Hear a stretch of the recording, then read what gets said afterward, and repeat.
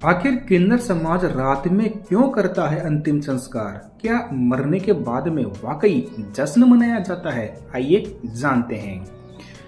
हिंदू धर्म के मान्यता के अनुसार ऐसा माना जाता है कि किन्नरों की दुआओं में बहुत ज्यादा शक्ति होती है।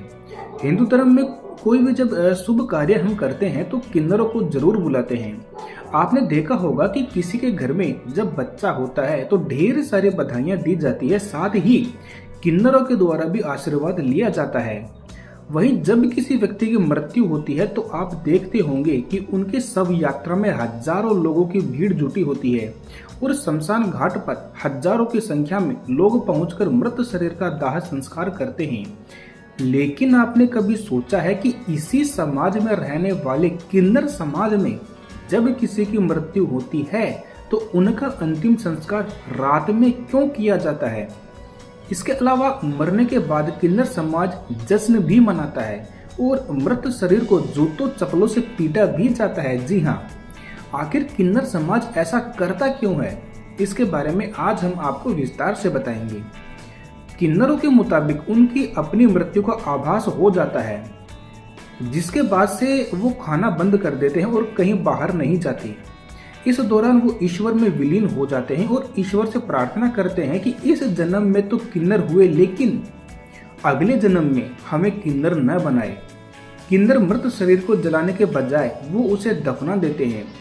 मृत शरीर को वो कफन में लपेटते हैं, लेकिन किसी चीज से वो बांधते नहीं हैं। उनका मानना होता है कि ऐसे में आत्मा को आजाद होने में कष्ट होता है, इसलिए सिर्फ कफन जो होता है उसको सिर्फ लपेटा जाता है, बांधा नहीं जाता।